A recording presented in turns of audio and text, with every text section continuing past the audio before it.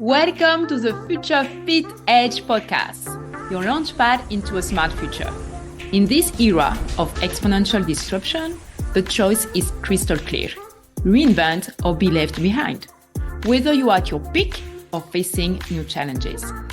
I am Cindy Montgenie, your guide, inviting you behind the scenes of strategic reinvention. As a former tech executive turned future of work explorer and reinvention strategist, I have equipped thousands of leaders worldwide to not just navigate ambiguity, but thrive in it. Each power-packed episode decodes the strategies of top executives who are tackling today's toughest challenges to stay future fit and transform their organizations, communities, or industries for a brighter tomorrow. Tune in for stellar insights, practical frameworks, and cutting-edge mindset shifts that will set you apart. The future is unstoppable.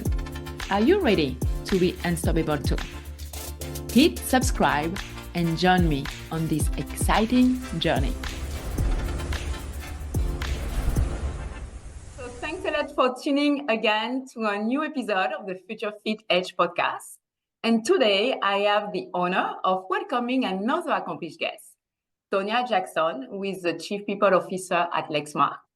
And Tonya has impacted the tech industry in the last 30 years, not only through her leadership in R&D, supply chain, and HR, but also she's the co-author of 5 US patents within Lexmark, and she had also an impact in other industries outside the tech industry through her roles as a board directors with public, private, and non-profit boards. So welcome, Tonya, and thanks for taking the time in your busy agenda to chat with us about future trends and transformation leadership. Thank you very much, Cindy. I'm happy to be here, and thanks for the introduction. You're welcome. So as I was mentioning, you are currently the Chief People Officer at Lexmark. So you were tasked to lead the HR role after 2 decades between R&D and supply chain leadership. So it's kind of big change. Big change. What makes you take on this role? Yeah, thanks. So it's there was an opportunity. I'd say, I'll give you a little bit of background. As you said, I've been in the industry for well over 30 years. And in that period of time, worked in research and development and operations, supply chain operations, manufacturing, and sustainability. And my last role before this one, we had a very interesting organization, which included a combination of supply chain and R&D that we call the product delivery team. And it was a large part of the whole organization. And so I was able to work day to day with lots of people within the organization that I was leading as well as connecting to, because supply chain is kind of in the middle of everything. So you get to work with sales, finance, HR, everybody.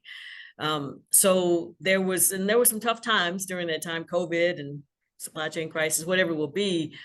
And during those times is when you really get to connect with people and really try to, kind of lead through the uncertainty, lead through the change and all of that business. And so we did a good job as an organization, keeping people engaged.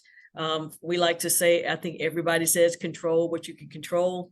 Yeah. And that sometimes is meaningless to people when they're really struggling. They're like, it's nothing you control, but we really leaned into, don't get hung up on the things that you can't control, just be really good at what, you can. So overall, we had really good engagement in our organization, even though they were the worst of times from a operational delivery performance.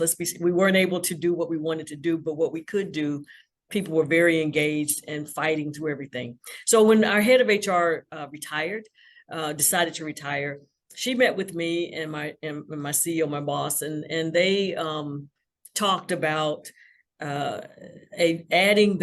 because I had managed such a large part of the organization already, because my first thing was, I don't know anything about HR. And they were like, well, you kind of know people, because you've had the whole that big organization.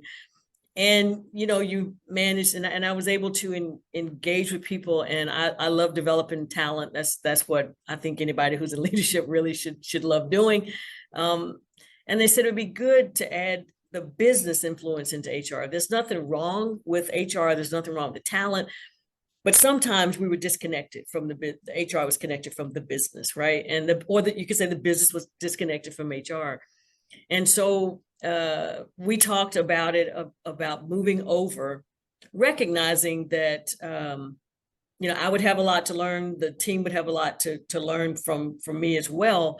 But the whole point was to really connect HR more to the business. And a lot of it is what I've learned is like making sure we're communicating the why, about why we're doing, certain things, make sure we're listening and we're adapting and adjusting.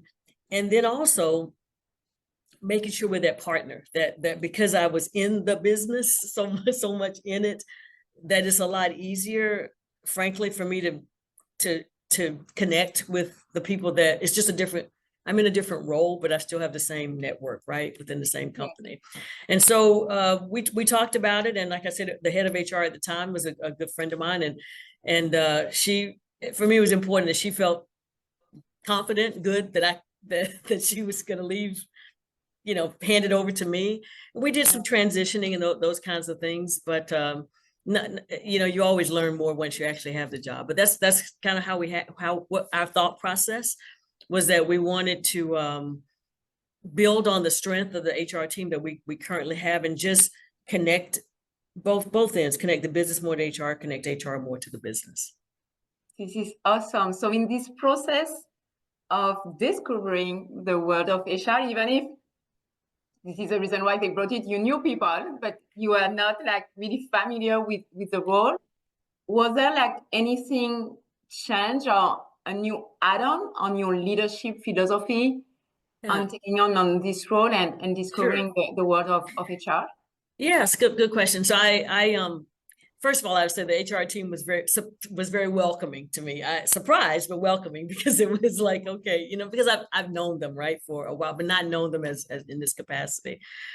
So I think in any role, I've had many different leadership roles in the company, because we, as a developmental core, as part of our leadership development, like to rotate people in different organizations. The people, you bring yourself with you in an organization, but you bring your own different ideas, and you get exposure to the entire business, which makes you more effective ultimately across the business. So I knew some of them, and I'd been in different organizations before. So I know there's always this, what I call the 6-month period of feeling inadequate, because I'm not exaggerating a little bit. Sometimes you have no idea what people are saying to you, or because there's acronyms, there's whatever there may be. So there's this feeling of, okay, I have some catch up to do. I have a lot of listening to do. I have some learning to do. So from my perspective, it's just the process of moving from one organization to another, whether it's HR or not. HR in particular, I'd say one of the differences, or one of the lessons, one of the things that I learned is there's more similarity than you would think, in terms of, people think about working in the heart of the business and then moving to HR, but there's always complexity. It's just different. I would say in the like in the supply chain world, there's all of the uncertainty about whatever's happening in the world, and there's plans, and there's like processes, there metrics, there measurements, and those kinds of things that you have to do. And I think in HR, there's that same uncertainty, but the difference is there's the human aspect of it, which is unpredictable. It varies wildly from person to person. Yeah. And so there's that balance of both. You want to be efficient, but you have to have the right empathy for a situation. So you still have complexity, but now you're dealing with, okay, it's more about influence. It's more about really understanding where people are coming from. But I would also say there's an opportunity to add data. I mean, it's not all feelings and empathy, right? It's a lot of things, and that's one of the things the team and I have learned together is there is data, whether it's engagement survey, there's all the feedback mechanisms. So it's not just opinions, or it's not just, well, I think people feel one way or the other. That is true. But generally, what we've been working on is trying to quantify, like it's not like you're measuring something, you have a scorecard in front of you when you're talking to people. But when you go back and look at the data and you give it back to the business, it's in the language they can understand. There's certainly the human element of it. It has to be. And there's the human variation of it. But there's also, this is why we come to these conclusions, right? And so I think that's, from my perspective, having been in the business, that was something that would resonate with me. And so I think that's something that the data's there. It's there in HR. You just have to dig it out. Yeah. So having more like a data mindset instead of inside the human part. Yeah, it is. But there is, you have to recognize it's not all numbers, right? It is, these are humans. And there's this, the human behavior has a lot of variability. It's unpredictable. And that's what makes it fun, because you do have to think everything through. And, I'd say another difference, and I'm going to go back to a thing I saw just this morning, is I think in the business, you make long-term decisions, you set your strategy, and there are long things that happen. You make decisions on where you're going to put a plant, or how you're going to do whatever today, and that happens over, and the results are over a long period of time. However, there's also this today. What have you done for me lately? Like, I got to get this out in the business. And I think one of the cool things and challenges in HR, some of the programs, some of the leadership development things, some of the identification of what people need from a growth and those kind of perspectives, the results are longer term.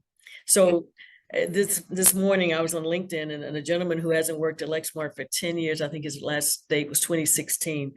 Yeah. And he posted, he has his own business now, I believe, and he's doing marketing work. And he was doing a training session, and his first paragraph was, thanks to the change, the change management and leadership training from Lexmark, I was able to use this because we did a course about, managing through uncertain times and all those kinds of things. So that was almost, call it 10 years ago.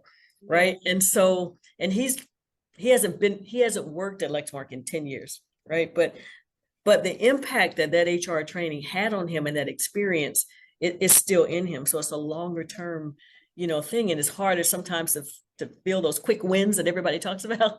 But I think as an HR person, you have to realize, I'm investing now. I may see it in the future of this company. And if I don't, that person is still benefiting from the training. So it was new for you, this transition to HR, but leading change, leading transformation was not something new. And this is one of the reasons why they saw your capacity of handling large scale transformation.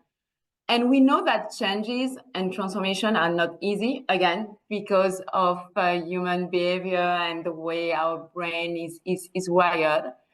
And when we look at the stats, most of the transformation initiatives fail within an organization. So in either this current experience of making this big change or other large project that you are able to lead, what are like the most significant and common cultural organization challenges that you face leading a transformational initiatives? So you mentioned culture, right? And I think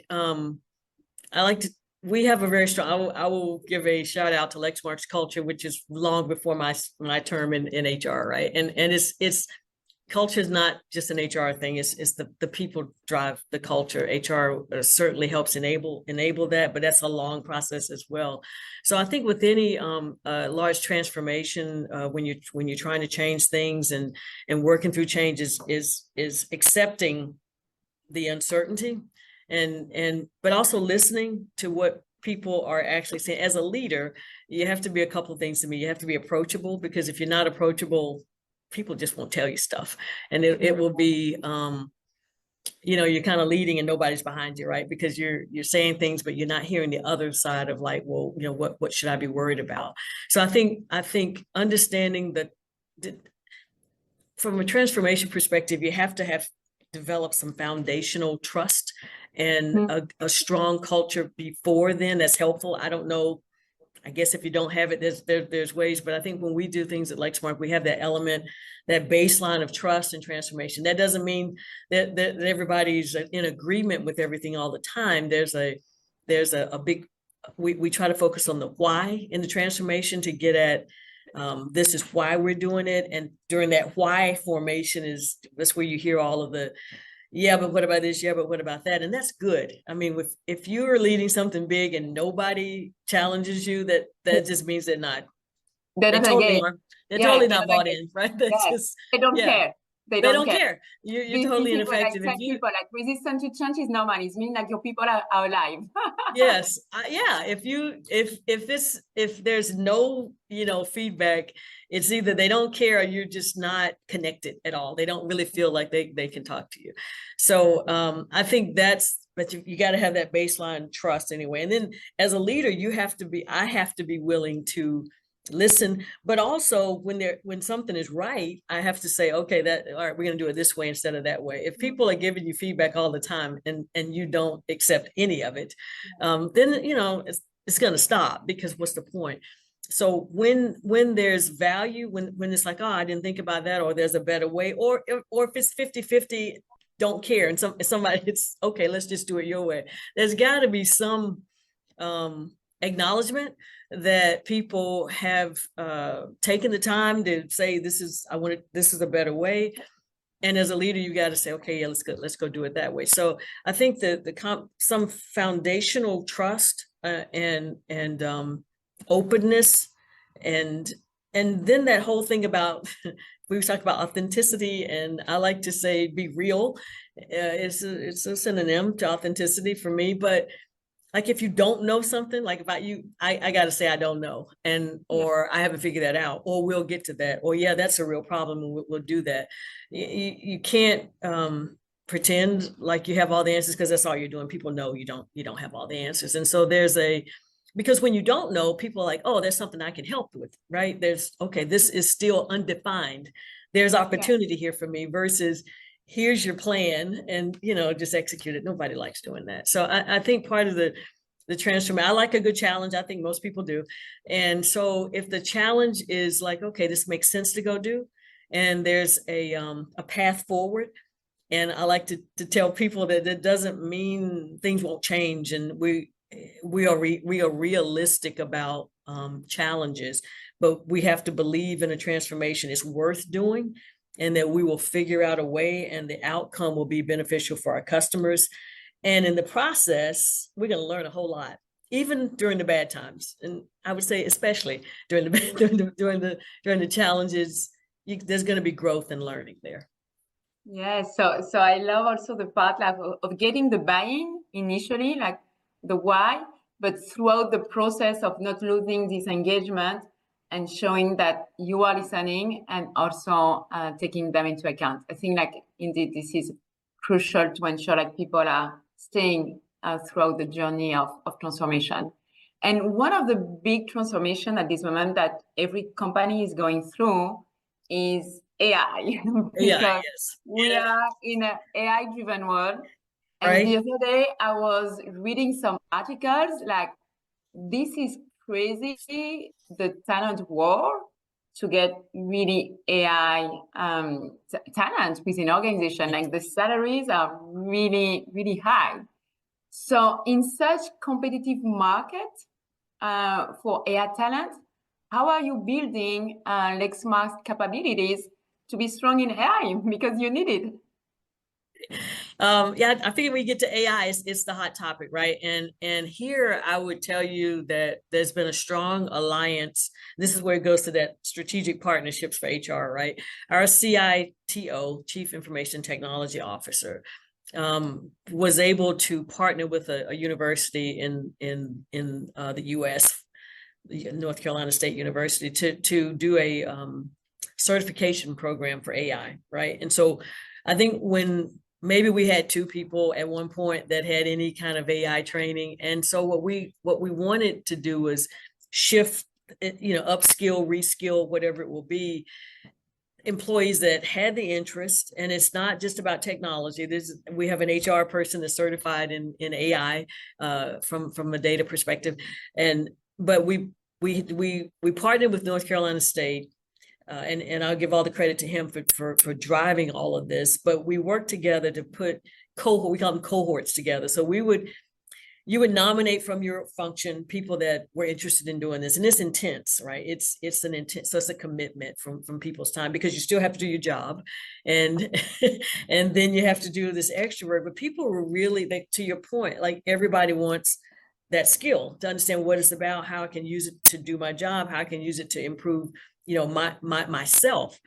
And so we put cohorts together, and that was a great decision, because they helped each other through it. They worked on projects together. And so since we started that 5 years ago, we have like 100 people now that are AI trained and have this AI certification, that were Lexmarkers to begin with. They weren't AI. They didn't join us that way, because you're right, it's hard to get that talent outside. And as you see things moving toward AI, employees recognize, I can move with that. I don't have to leave my company to do it. Or they make it, if you don't offer this kind of training, they will leave your company to go get it. So what we did, we've gone through that process. And then last year, I think it was, he and I, our teams worked together to train the entire organization. We partnered with our learning and development partner, Skillsoft, who it is, to develop what we call a learning journey. So it was open to all employees, managers, all employees, because it's not unique to just the people that want to use it at the highest technical level. Everybody should understand the fundamentals, because it's going to make them more effective in their roles, right? And so we had an incredible participation rate. It was not mandatory. It was, this is really good for you. And it was well over 90% in terms of participation, like people took the training. And so what it did after that was, then it did AI. The training used AI to say, what else might you be interested in? So it's like a foundational course. And then based on where you are in the business, what you're interested in, there could be additional training. So what we're trying to do is get away from, and it's going to take time from job, like this is the job you're doing, but these are the skills you need. And I think that's what everybody is trying to do. And they're still going to be hiring based on jobs, but you look underneath it it's not what job you had last, it's like what skills you have, because people are in jobs because that's the box that they're put in, but people have an abundance of skills. And so we're trying to understand what are the skills that people have, and how can we use people more effectively based on their skills and interests. This is awesome. Yes, this is like the trend, and to be able to get more access to more talent, because before being boxed in a role and in an industry, I think a lot of companies are missing on great talent outside. And so I did talk about, let me give you, I should say the names. Vishal Gupta is our CITO, and he's worked with the HR team as a real partnership. So just want to make sure I gave him credit there. This is important. And going back to this word of transformation, there is also in many organizations change fatigue, because we have AI integration. We have so many things going on, and change is not easy in itself. So could you share, either in your current role or in a past experience, a pivotal moment when you were leading a transformational initiative and you could see you are making the impact, and it was not another PowerPoint where people were motivated, and at the end there is nothing happened, which happened a lot in many organizations. Okay, I'm gonna talk specifically about the HR team on this one, and since I'm newer to HR, maybe it's new just to me. But one of the things that was different for me is the amount, and the HR organization really wants to service the business and support the business, which is what the HR team is. It's a part of it's a business enabling group. What was interesting to me was employee development within HR. So not just worrying about developing the business, developing ourselves, meaning rotational assignments, cross training, different, you have I think it's people want to be experts in a certain part of the business, part of HR, which is fine, but the growth really happens when you're doing something different, right? And the curiosity is there. So one of the things that was, which was new to me when I came, was I was like, man, we don't have a lot of cross training. We don't have a lot of, cross-functional teams, those kinds of things. There's some silos here, and when you're in it, you don't see it. And it worked. I'm not saying it didn't work. It worked fine, but it was just, for me, coming from the business, there's just so much more of that back and forth. And so we did a reorganization, and it mixed some people up, and people were very uncomfortable as they, that's what happened. And I told them I'm uncomfortable. I'm new to HR, so I want everybody else to be just a little uncomfortable as well. And there was no resistance. It was just different, right? And one of the things when I knew it was working is people were questioning processes, or they were questioning, why do we do it this way or that way? Not in a negative way, but it's just like, oh, this was new to me. And when I knew it was working was when someone came to me who was, let's say, they were not excited, not resistant, but like, all right, we'll see. And what she said was, this has been incredible. I've learned so much. I've grown so much. And she said, I know I gave you a little grief, but it was good. It was good for me. So I think for me, when there's someone who wasn't all like just neutral, but really internalized it and said, okay, I'm going to go with it. I'm going to try it. And to her credit, it was very, it was a funny conversation about this is, I know I was in a different place, but this has been a really good change. And so what you get is you get more curious. We have more curiosity in the organization now, more, I'd say, chatter across the disciplines, even within the HR team, because from my perspective, what my communication was, the business sees us as HR. They don't see us as comp and ben, as talent management, as HRBP. They don't. When I'm in the business, I'm like, go talk to HR. And so we can self-identify all we want, but the business is looking for someone who can navigate across the who can help them, get across the organization, not say, well, I do this, but you got to go over here. You want to be one-stop shopping. You want to be one team. And so we have to lose our identity. We don't lose the knowledge, we don't lose the expertise, but we lose our identity, and we identify as one organization. So that has been fun to watch, and it's been fun to continue to grow and develop in that way. Yes, this is like a real tangible impact. And how, to your point of this evolution of HR being like more cross-functional, because at the end, this is one HR for the business. There is so many new trends now in the workforce on the need like to upskill, and not only to AI, but to be more agile, more innovative, because of the speed of change. How do you see the evolution of the role of HR within an organization to be able to support both the whole workforce transformation that we need to go through and the AI integration? How do you see this evolution? Yeah, I think, where we've, kind of been talking about, and I think you can do it a few different ways. You can, for me, I'm the business coming in into HR, but I think in general, the trend that where everybody's going is to make sure that HR is a clear strategic partner with the business. What does that mean? That sounds good, but it's that there's some basic functions that have to happen to run the business that HR will always do, but it's not just a transactional, kind of organization.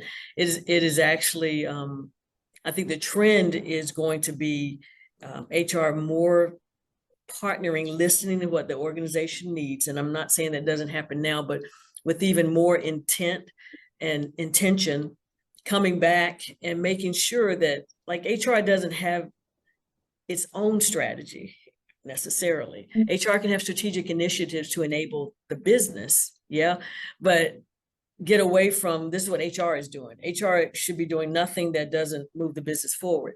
Now, within HR, I think there should be career development within the HR team. There should be all of this. Let's get cross-trained. Let's make sure that we do our own career development for our own organization. But all of the initiatives should be almost developed with the business. Like the business, like it's not like HR gets in a corner and says, this is our strategy. Is this, what do you need? And the business isn't going to be able to get everything they need because of whatever it may be, resources, whatever, but listen, kind of synthesize that and figure out how HR can make the biggest impact. And some of the things, quite honestly, and you have to be humble enough to say the things that I thought were important, the business doesn't think that's important. And that's kind of hard pill to swallow sometimes, right? But it's like, then you get into the why. Why is it the way I've explained it? Maybe they don't understand it, or is it literally there's something that's more important? And then you have to say, okay, this is what the business needs. And then you go back to the business. I heard you. This is where we were going. But in fact, we thought after listening, this is what we want to do. And once you do that, and then this whole thing about buy-in should be over with. If you have listened, you have changed, and then you're like, okay, we're going to go. We don't have these discussions anymore about, well, we got to get the business buy-in. No, we have it up front. And you hold, and then that's when the partnership comes in, because now you're holding each other accountable. Yeah, and I love it. And it was part of my question I wanted to ask, but you answer like the need for HR to really be a strategic partner for the organization.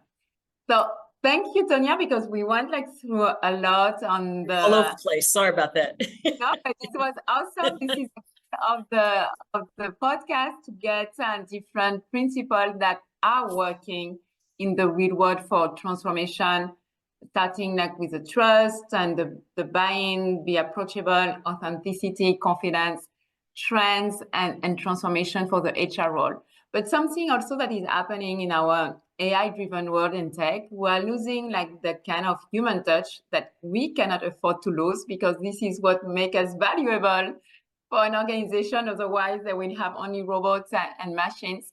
So to end the conversation, I would love to know you a bit more, like personal side of Tonya, beyond like the executive and board member and co-author of finance. Sure. So for learning, because you talk a lot about like curiosity and growth, which is needed, are you more like paper book or digital books?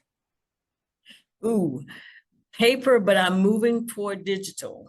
I mean, I have Kindle, I have all, but I would say I'm about 50-50, but I'm leaning more toward books. Okay. I mean, I'm moving more toward digital. And how about like books or podcast? Books. Books. Books so far. My kids are into podcasts, so I'm headed that way too, but yeah. Good. And something more, my favorite, like comfort food? So I'm from North Carolina, and that's important because of what I'm going to say. My favorite comfort food is Eastern North Carolina barbecue, which is vinegar based. It's very, very, very particular. But yes, whenever I go home, that's my first stop is to the barbecue joint to get the Eastern North Carolina barbecue and coleslaw. It's the whole thing. And if you could have the opportunity to sit down for lunch, coffee, or dinner with a famous person who is alive, who would you pick? Who would you pick? Well, I don't know if she would think she's famous, but I think she is. It's Coach Dawn Staley at the South Carolina Gamecocks women's basketball team. It's what she has built. I mean, the winning is awesome, but like what she built is just remarkable to me. So yeah, Dawn Staley. She's famous because I'm not into sports and I know her. Okay, good. I think she's famous. But yeah, so she's good definitely deal. famous for someone who is not into sport that I know her name. And we can tell, and through your career, like you've really been blessed with a great career, having an impact, having a lot of growth and fun. But what would be your fantasy job? Okay, this is going to be going back to Don Staley a little bit. I love sports. And so some kind of a fantasy job for me to be any kind of assistant to the assistant coach. I don't want like any real responsibility as a head coach or anything like that, but I want to be around some kind of sports team, just to be a part of that. Cause I think it's like the ultimate team work for me. It's like that's a big part of leadership, but at the sports level, it's just there's intensity because you want to win, but it's just a little bit more. Seems like it'd be a lot of fun. But I don't want real responsibility. I want to be assistant to the assistant to the assistant. Good. And the last one, because you are busy for being like a C-suite executive. What would you do with one additional hour in a day? Well, I have a grandson, so he's 3 now. Just a new grandmother. He's 3. I would spend another extra hour with him anytime. Yeah, because they grew so fast. They grow so fast, for sure. Thanks a lot, Tonya, for giving us the opportunity to know you as a C-suite executive and also to know a bit more of your personal aspects. So it was like a great time, and I hope like our audience took a lot of nuggets. I took a lot of nuggets to handle and effective transformation, and also to be able like to ride the waves of the future. So thank you very much, Tonya. Thank you very much for having me as a guest. I appreciate it, and I had a good time. Thank you. Thank you. Thanks for joining us on this episode of the Future Fit Edge podcast. To keep the conversation going, follow me on LinkedIn and subscribe to my newsletter. If you enjoyed this episode, remember to subscribe, rate, and share on your favorite podcast platform. See you next time.